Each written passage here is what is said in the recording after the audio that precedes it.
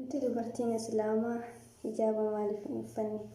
Akka maanni keenya kun nuuf guddatu jabaannee barumsa diin Islaam barachuudha qabna.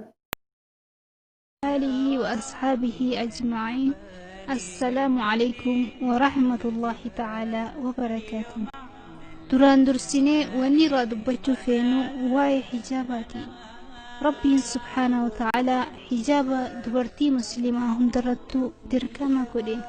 Akkuma suuraa Ahzaab keessatti jedhetti yaa ayyuhan nabiyyu qul li azwaajika wa banaatika wa nisaa'il mu'miniina يدنين عليهن من جلابيبهن ذلك عدنا أن يؤرفن فلا يؤذين وكان الله غفورا رحيما. صدق الله العظيم.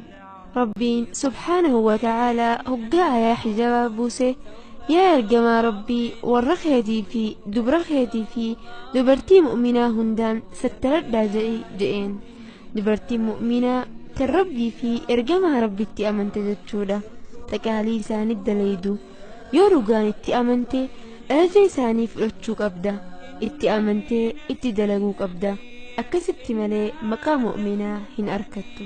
Takkaa ajaja isaanii kan bu'aa ilma namaa faalleessuu agartee yoo kan taane jette maaliif xijaabni kan bu'aa ilma namaa faalleessuu sitti fakkaata?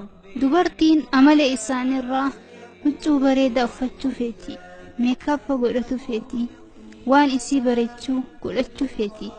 Nutis dubartiin Islaamaa akkasumatti walfannee haala bareedaadhaan mul'achuu feena.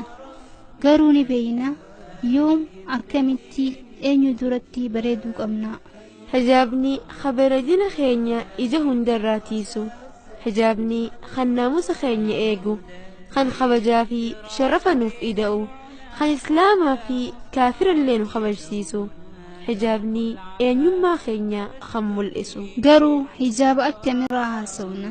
Shakkii malee cinaa qaamaa mul'isee cinaa kaan dhoysuu miti. Kan qofoo fi takkaa gurdii nama qabduu fooxaa xiqqootii miti.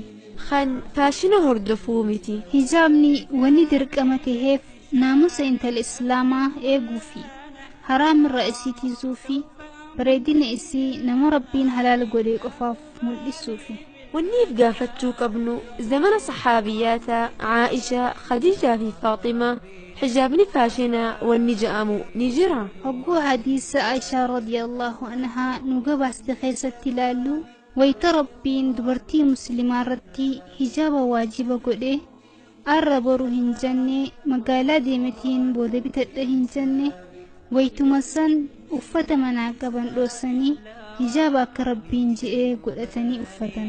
Nuti isaan kana fakkeenya godhachuu qabna moo dubartii kaafiraa tan ifii jallattee jallisuu karoorfattee fakkeenya godhachuu qabna?